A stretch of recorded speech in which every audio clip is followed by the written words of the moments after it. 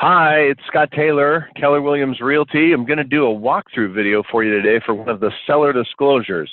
So this is kind of a training example video for you to get a chance to do a walkthrough that I would normally do sitting across the table from you.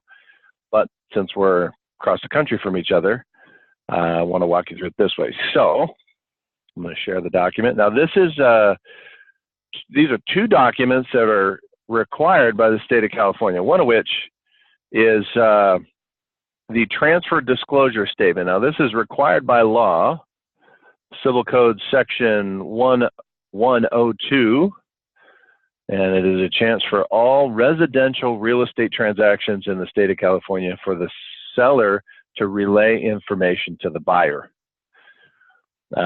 Like I say, this one is a statutory form. It's required for all residential transfers. This needs to be filled out in your own handwriting or with your own method. We do have a computer program that will walk you through it if you prefer to go through this with the computer, but it actually turns out to be confusing for most folks, and so we're going to do it this way. You'll see on here that the address, of course, doesn't match with your address. This is a sample address. 123 Main Street is a made-up property in Pismo Beach. Section 1 is coordination with other disclosure forms. If we have other disclosure, we would check the box here at this initial paragraph. We don't have any other disclosures for them at this point, so we're going to leave that blank. There aren't any additional reports either. So with Section 2, this is the part where you get to relay what you know about the property and what exists in the property based on your knowledge. So you're just going to take a pen. Of course, you'll print this off, but take a pen and check the box whether or not you are occupying the home.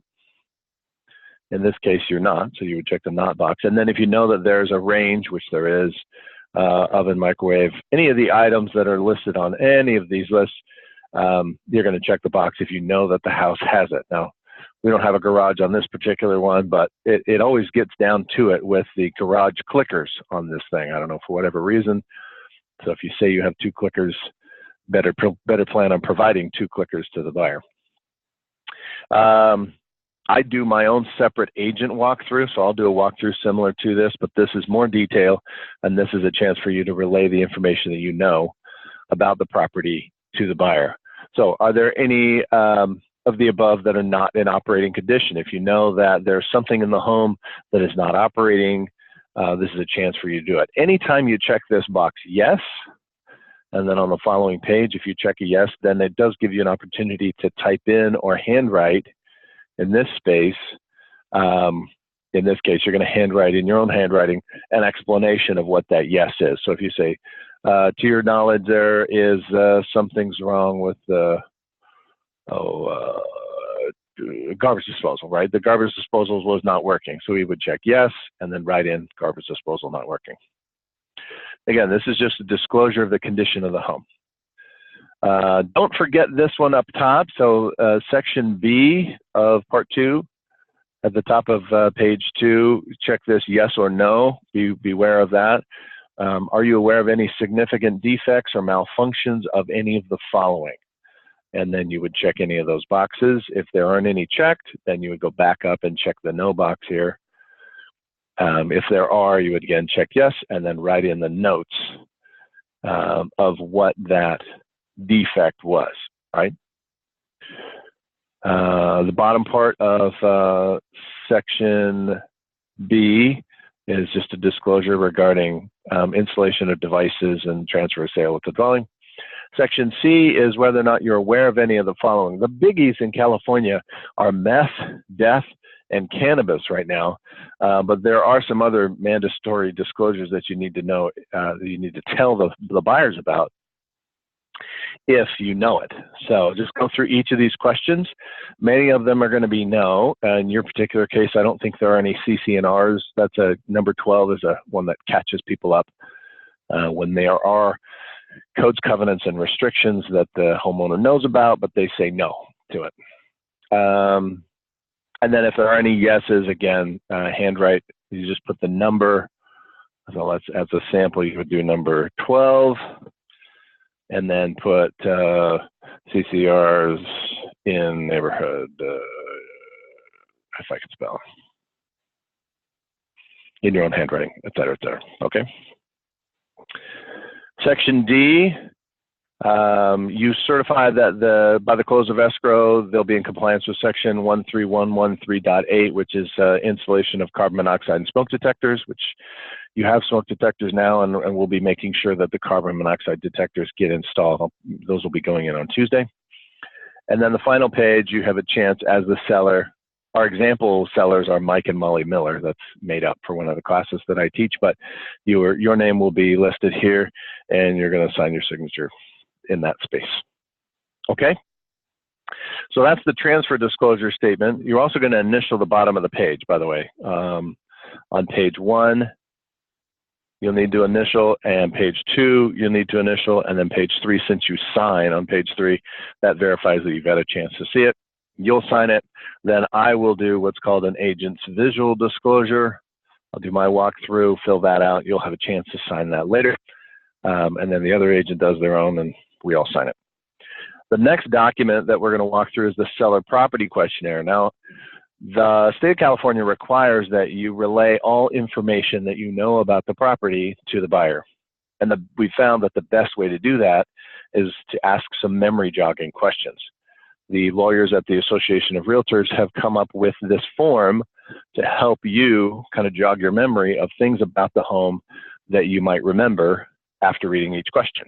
It's not a mandatory form, but the information that you have in your brain and in your background needs to come out. And so that's what this form is designed to do. If you'd rather do this by typing up some sort of document or handwriting something and say, this is what I know about the property, you're welcome to do that. We of course recommend the form that the lawyers have drafted up because it's a good protection for you. So it's pretty straightforward as far as this goes. Print it out, get a ruler, walk down through each one of the questions, mark yes or no. If it is a yes, again, you're going to either attach a document, if you'd like, or you'll write the number of the question where there was a yes, and then write in what your explanation is for that yes, initial at the bottom of the page, and then move on. Same thing with page 2. Page 1 is about items that you are aware of that the property, conditions that exist in the property. Is it located in an industrial zone? Is it, was it used as a meth lab at some point in its past? Are there any defects about the property that you haven't otherwise disclosed to the buyer? Most of those tend to be no, but if there is a yes, make sure to explain it.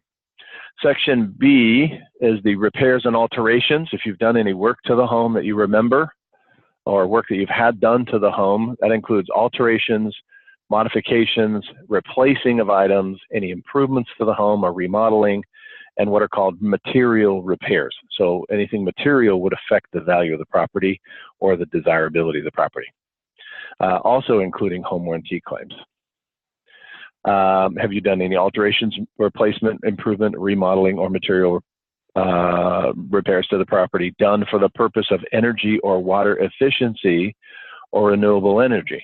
This is if you've installed low-flow toilets or low-flow shower heads, or a new water heater or water softener that is green, less power using. If you've installed solar panels, anything that would turn the house into being more energy efficient. If you've done installations for that, then you would check the box yes and put in what the notes are about it. If you've got any ongoing maintenance with regards to the property, it includes if you do regular sewer clean out, or if you do regular maintenance of some sort every year, cleaning the roof from debris and leaves, cleaning out the gutters before the rain season, whatever that might be, you want to put that in there.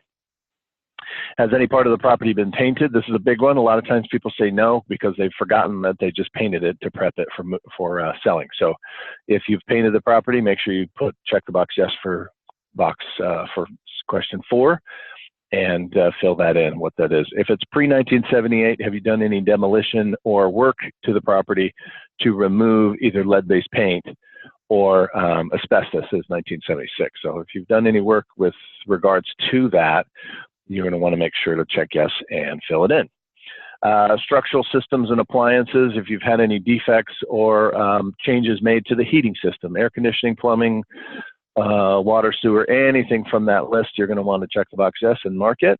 say what it is, whether or not there's a lease of any solar or water softening systems. I didn't see any when I was out there, but it could be the case, so just check the box yes and explain what it is. If it's part of disaster relief, which is likely no, I don't think we have any disaster relief. Question E, or current category E, is water related and mold issues. If you had any water find its way into the house, and if you do have any mold issues that you know of, you'd want to check the box and then fill that in. Pets, animals, and pets. If you've had any livestock living on the property, if there's any dogs or pets or anything like that that's been on the property, you'd want to note what it was and then fill that in. Boundaries, access, and property use by others. Again, these questions are all just to jog your memory. So if you know whether or not the property lines are established or if they have moved over time, you would want to check the box yes and say what was that happened. If there's any ongoing sprinklers or landscaping that you deal with, you want to check the box with this yes. This particular property is not a condominium, so these would be no, no, no, and move on. But if there was, we would have to deal with the condo and association and answer those questions. Title and ownership. Is there any other person or entity that has a title other than you as the seller? In this case, it would be a trust, I believe, and so you would check the box yes, and that the property is owned by a trust. There are some other what are called encumbrances, right? That could be on there. It could be a PACE lien. It's called a hero lien as well. Any modifications that have been made to the property that are being paid on a property tax bill. It's pretty rare that is to happen, but that's the case. Now, this is one that kind of snags people. You'll notice that question K starts on page 3. Of course, you're going to initial there. And then it finishes on the top of page 4. This often ends up being left blank. So be sure at the bottom of page 3 and the top of page 4 to read through that and note whether or not you know of any neighborhood noise nuisance from any of the above. This property is located near a school, but it may not be noisy or considered a nuisance, and so that's up to you. If you feel it's a nuisance, check the box yes and then put that it's close to a school. Completely up to you as far as that goes. There is a possibility that there are some governmental issues in that area, so if there are, you'll want to read through these and check those boxes. And the final is kind of a wrap-up overall question that says, are there any reports or inspections or maintenance or estimates that you haven't yet disclosed to the buyer? And if so, fill those in. And that's it. These are supposed to be handwritten forms. Fill them out by hand. If you have any specific questions on any one question, do feel free to let me know. Again, my phone number, 805-540-4825. And hopefully this was helpful. We're going to jump back off here, and I'll see you on the next one.